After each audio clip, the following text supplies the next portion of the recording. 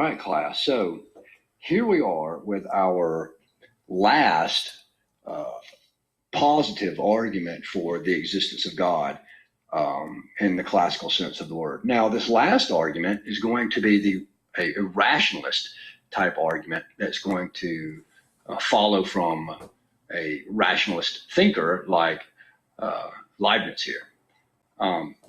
Gottfried Wilhelm Leibniz, so to speak, or not so to speak, but so he is, or was, depending on your metaphysic, right? Little terrible joke there.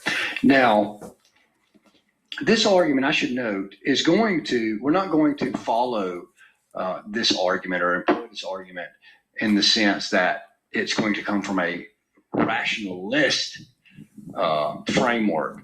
That is to say, rationalism as an overall systematic or epistemology. We're using this argument because even though it's a rationalist argument, the form of it still fits very nicely within even larger systematics in regards to epistemology. In regard to epistemology, so for instance, someone like me that would be something like a soft empiricist or a classical empiricist in the vein of Aristotle or Aquinas. This type of argument still fits very nicely even within that view as well, that systematic. Of course, don't flip out. I'm not saying that I'm an empiricist in the same sense of some of you might be thinking like David Hume or something like scientism, right? That would be something we would call a hard form of empiricism, which is self-defeating. This is a classical account of epistemology or an empiricism as an epistemology. But don't get bogged down with that. We're just simply trying to say that this type of argument, though a rationalist argument, tweaked a little here and there, can easily fit within any sort of epistemology. That's not self-defeating, obviously. Now, one of the things that we want to go ahead and point out in this particular argument is that things seem to have causes, right? Or good night, not causes, a sufficient reason. You can see how I'm already alluding to the fact that this argument is somewhat similar to the argument for in that regards causality, right? That all things have causes, or everything that begins to exist has a cause, or all contingent types of things have causes. Now, this argument is very similar.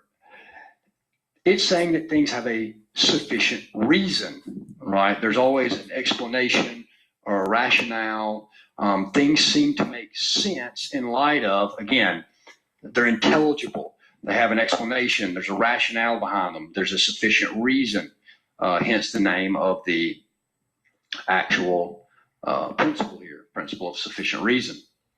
Now, all that is saying is that all things of our experience, and we can say all things here, we don't even have to necessarily issue some sort of qualification like things that begin to exist or things that are contingent or whatever the case may be, but just all things, period, across the board, seem to be intelligible in the sense that there's some sort of sufficient reason or rationale for why they are what they are, or why they're doing. We could even, for argument's sake at this point, even include something like a broader category like why they're doing what they're doing or why they are what they are.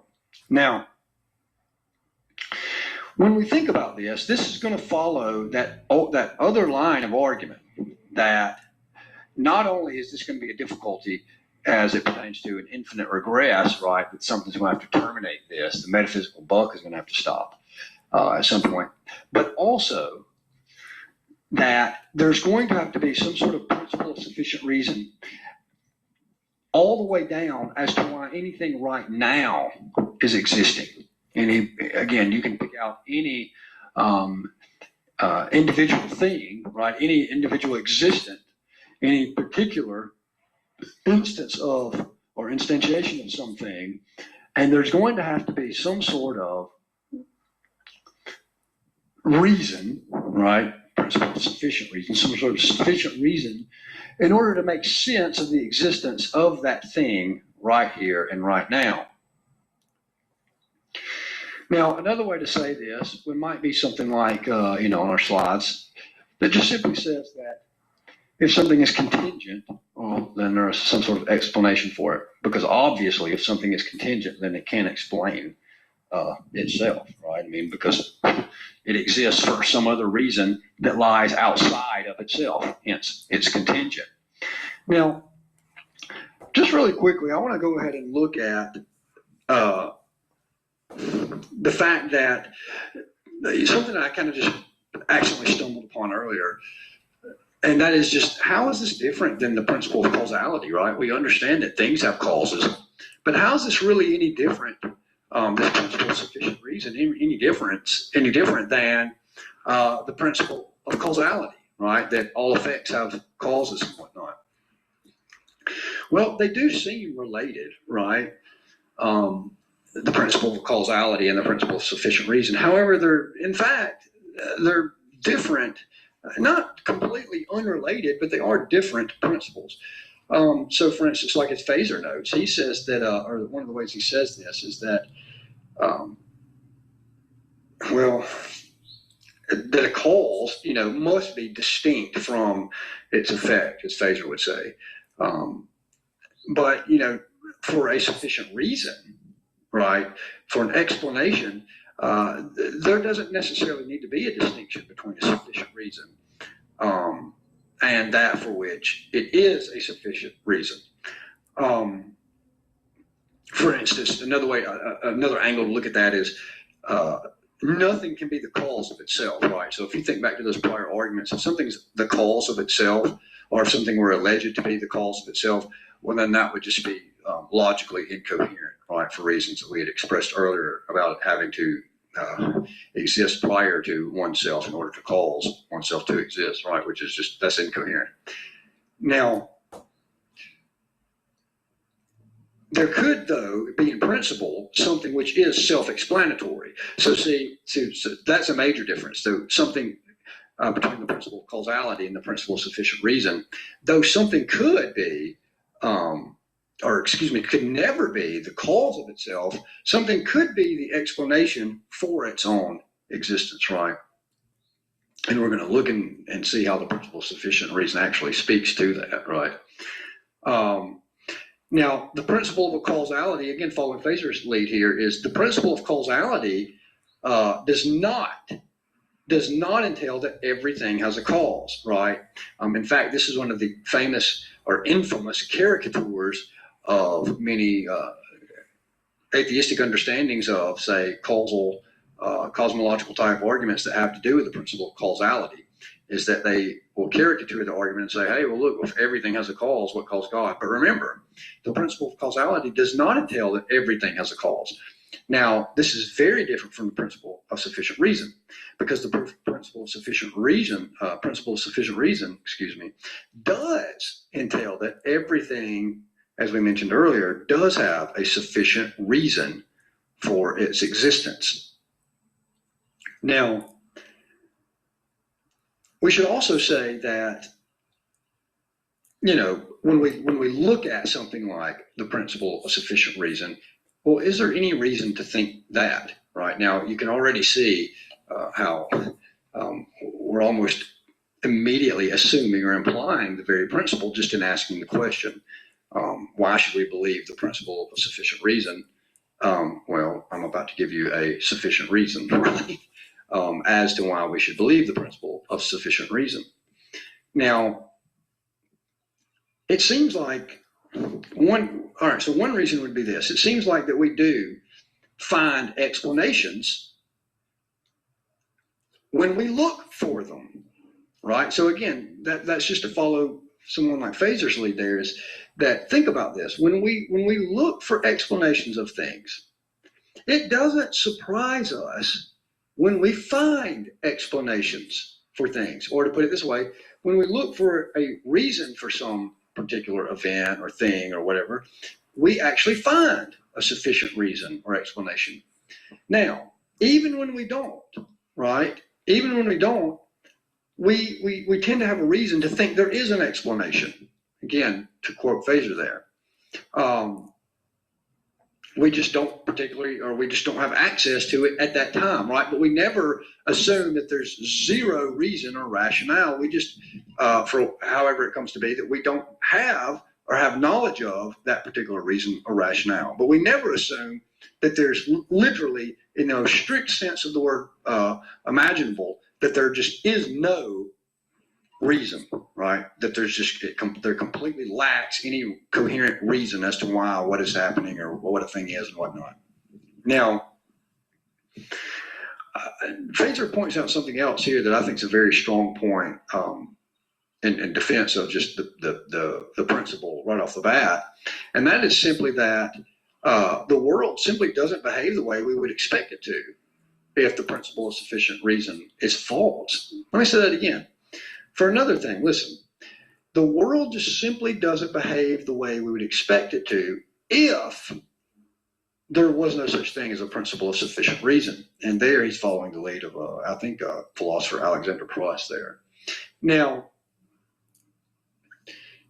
it seems like if that were the case, that there just was no principle of sufficient reason, then as Fraser states, events without any evident explanation would surely be occurring constantly, right? Meaning that there would just be things happening all the time, literally all the time, and there just wouldn't be any sort of rationale, reason, intelligibility, or explanation for those. But that's exactly what we don't observe, right? But the world does seem intelligible. Again, right? Again, even if we don't necessarily know the answer to something, we don't necessarily have knowledge of that particular reason, that explanation at the moment, the world is intelligible in some sense, right? In fact, again, as Fraser points out so brilliantly, that this is just what makes science successful, right? Is the fact that we realize and are able to ascertain, right, explanations, rationales behind things, and just the world is intelligible, right? That seems to be a very powerful and kind of a common sense notion there, right? In fact, it would be so hard to get around this principle, because if one were to ask, right, you may even try to argue the fact that if one were to try to get around the principle of sufficient reason, then one would have to give some sort of sufficient reason as to why you shouldn't believe the principle of sufficient reason, right? But that again, so in that sense, some philosophers may even try to argue that this type of principle is just self-evident, right? Almost like the law of non-contradiction, in the sense that the only way to get around it is to offer some sort of sufficient reason as to why we shouldn't believe it. Now, one of the possible objections in regard to this would be something like brute facts, right? This is something like what Bertrand Russell would have tried to postulate as an objection to the principle of sufficient reason, meaning this, that, well, there's a reason for this, an explanation for that, but once we go so far down, we run out of these options, meaning that at rock bottom, at base level, there are just what we call brute facts, right? I don't know why I held that up when I did that. But there are just these things called brute facts. So, for instance, let's say that, why is this tree here? And we start to give some sort of sufficient reason as to why that happens. Well, once we go down far enough, we go through all the laws of nature, all those sorts of things. We just hit this rock bottom point and say, well, that, whatever that is, that law of nature A is given rationale for, or whatever gives the rationale for law of nature A, under that, let's say it's the rock bottom point, is just a brute fact, meaning that there just is no explanation. There just is no rationale behind it. It just is, right? Now, I want us to think about that for a moment, because one, if you try to say something like, well, this is explained by this, is explained by this, explained by this, explained by this, and then at rock bottom there's a brute fact, really what you've done is you've failed to explain anything at all. So one example typically given by some philosophers, Phaser included, is that, well, suppose that there's a book leaning on another book, which is leaning upon a shelf. Well, when you say, well, what is the explanation to keep that? How do we explain that this book is not completely falling over? Well, we explain that by appealing to the book in front of it, right? That's holding it up. And then we appeal to that book in regards to the shelf. But then when we say, well, what's holding the shelf at all? Well, there just is no rationale behind it. Just there's no rationale. There is no explanation as to why the shelf is there. Well, really, what you've done is you've basically just undermined the entire project, right? Because if you can't explain law of nature C, let save only by appeal to B, but then by appeal to B, you have to appeal to A, but then to appeal to A, you have zero explanation at all. Again, if we flipped all the way back to this first slide, it's kind of like what I had noted here, just that, well, basically what you're saying at that point is, well, what explains that? Well, it's just because, or because I said so, right? If you think back to your parents' version of that, just because. Well, after age 5, that's just not very persuasive. Now, of course, some might say, well, just because it's not persuasive doesn't mean it's true. Exactly, true, and that's true enough. We'll concede that. But it also seems to be a bit of a cop out, right?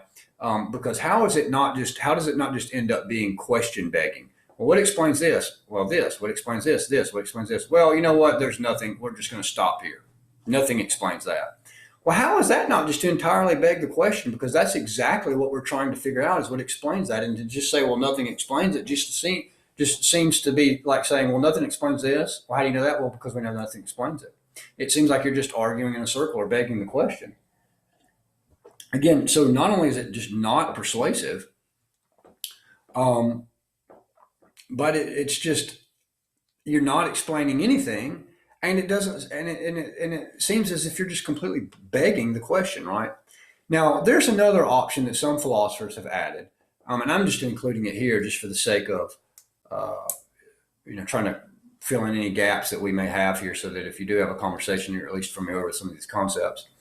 Is what are called explicability arguments. Now, I'm not even necessarily sure that I get explicability arguments, and I'm supposed to be degreed in this field, right? Whatever that is, for whatever it's worth, I'm supposed to be degreed in it. I'm not even necessarily sure I get explicability arguments.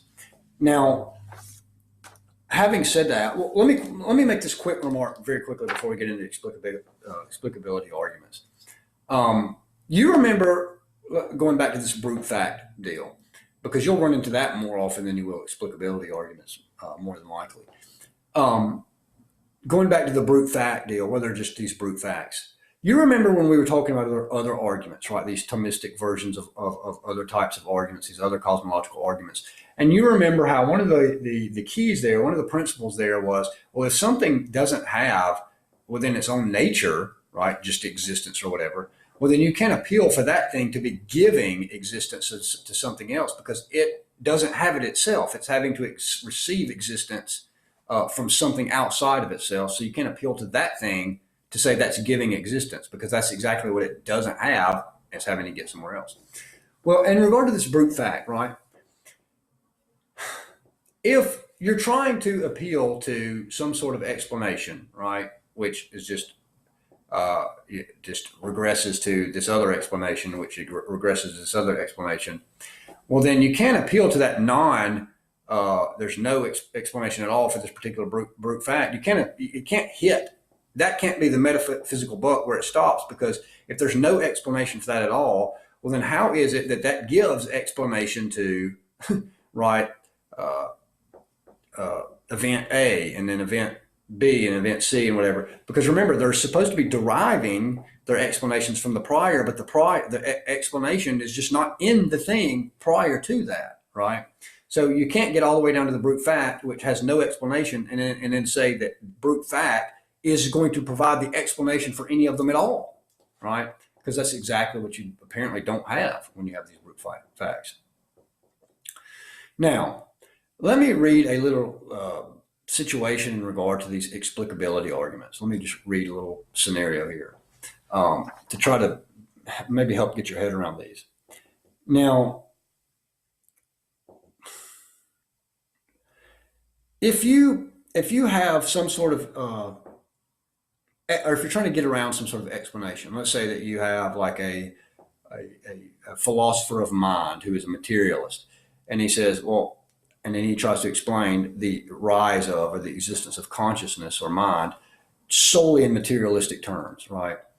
Well, eventually what he's going to have to do is say we have to define that, or we have to explain mind in materialistic terms. Otherwise, it'd be completely inexplicable.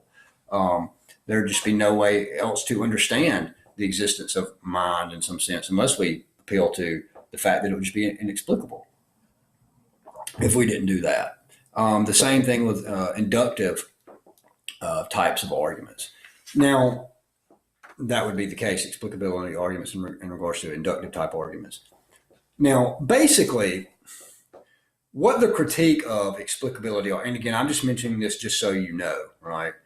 You're probably not going to come across this as much, except again, it's going to be more the brute fact deal. But just so you know, I'm just tossing out some stuff so you're at least familiar with the territory here. Now, the problem with these explicability arguments is that in one way or the other, you're either going to have to, again, question beg, right? Well, we can only explain these terms, we can only explain this particular phenomenon or this type of thing because otherwise it would be inexplicable. Well, again, it's hard to see how you're not just question begging, right? Well, how do you know that is explicable, right? You're just saying, all right, well, here's the principle of sufficient reason, and we're going to deny that and say that otherwise we're going to defend this or try to explain this thing in terms of explicability arguments, and not the principle of sufficient reason, which seems to be question begging, right? Well, that's exactly what you don't know. Now, on the other hand, it's either going to be that or it's going to be, well, really, you're just giving some sort of sufficient reason, right? You get an explicability argument is going to be, in some sense, just some sort of sufficient reason given to try to explain some particular thing, right?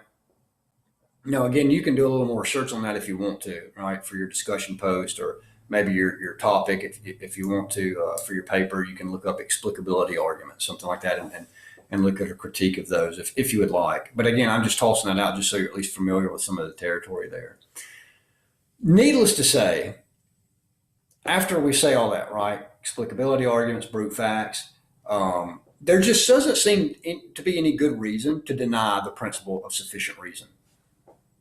Again, even think of the words there, right? There doesn't seem to be any good reason to deny the principle of sufficient reason. Again, because in order to try to get around it, in order to try to deny the principle of sufficient reason, you're going to have to, at least in some sense, give some sort of sufficient reason as to why we shouldn't adopt or accept the principle of sufficient reason.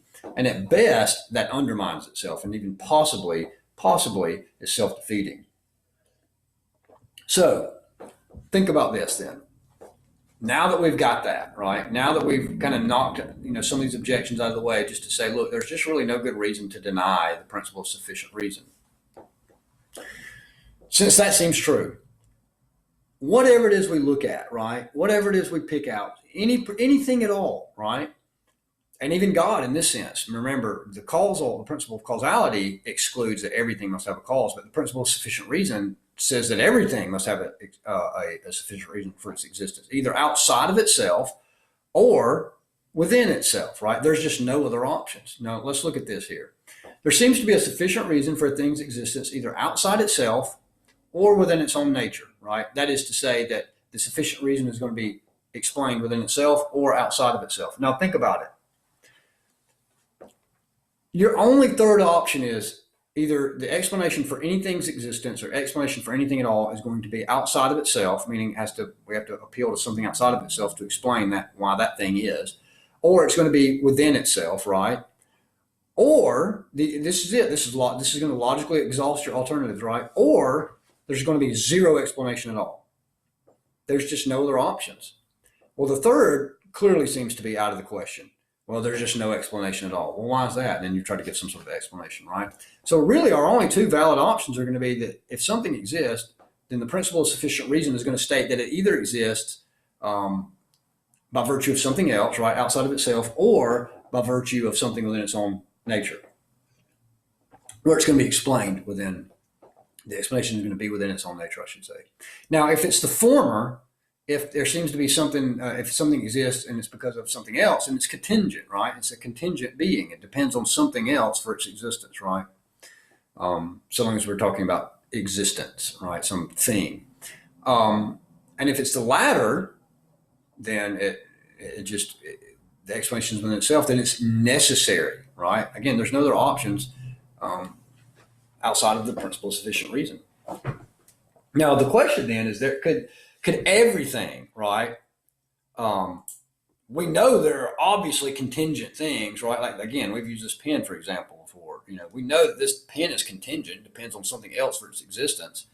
And we look around and things are contingent. Well, now here's the question then, is it possible that everything could be contingent? Now, this is what somebody like David Hume would toss out, right? Well, maybe there's just an infinite regress, right, of contingent things.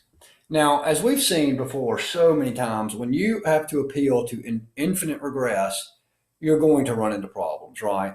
It seems like that this appeal is just solely to try to get out of some sort of ultimate explanation for anything at all. Honestly, it becomes quite frustrating to deal with. Nevertheless, some would argue that it's logically possible, so we have to talk about it, right? So could there be an infinite regress of contingent things? This is what something like David Hume postulated. No, well, no, the rationale or the sufficient reason for this thing is in this thing, but that's in this thing, right? But that's in this thing, but that's in this thing, and then ad infinitum. Now, again, all of the things that we're not even going to go into depth with that because we've talked about this almost ad nauseum, right, in prior lectures. Why this is just not a viable option. Right, this appeal to infinite regress. There's multiple problems with trying to appeal to an infinite regress, but even perhaps most problematic when we look at this particular and as it pertains to the principle of sufficient reason is, let's say that you do say, let's say you just concede, okay, this is the sufficient reason for this thing is within this thing, which is within this thing, which is on and on and on and on, right? But the problem here is, and then Leibniz pointed this out, is but the whole series itself is contingent. So if the whole series itself is contingent, well, then you still have the question left over, well, what is the sufficient reason for the entire series of contingent things? Why is that, right? Again, so either, again, now you have nothing explained, right? Or you have, well, nothing explained, right? You just leave it hanging there again. And again, there's just you would have zero explanation, which is not even coherent. Why is this? It just is, right? Just because. Now, one of the other problems with this, though, is let's strap on some of our other arguments that we've already used in combination with this, is that, remember, it's not just that the infinite series could go back in a linear fashion, but hierarchical fashion, right? This infinite series, meaning that I'm having some crazy things going on with audio today. Maybe that scared you as much as it did me. But the problem here is it's not just that we have this linear, it's hierarchical, right? If the sufficient reason is not within the thing itself, then it's getting its existence from something else, right? But it can't be the thing prior to that, because the thing prior to that does not have existence within itself either, right? The sufficient reason for its existence is not within itself. It's not necessary. That thing is not necessary. It's getting it from something else, and on and on and on and on and on. So again, the question is, well, if it exists just here and now, and the sufficient reason does not exist within itself, well, then we have to keep going back. And there can't be an infinite series of those types of sufficient reasons. Otherwise, we don't have any sufficient reason as to why something right now exists in the very here and the very now, right? Again, because in itself is just as contingent as the individual things that make it up, right? Now, some might say, haha, this commits the fallacy of composition. That's like saying because every little piece of the elephant is light, then the whole elephant is light. Haha, see, we know the whole elephant is not light, so you've committed the fallacy of composition. Now, remember, that would be a valid critique, right? To say that if you think that because each little piece of the elephant is light, therefore the whole elephant has to be light, well, then yeah.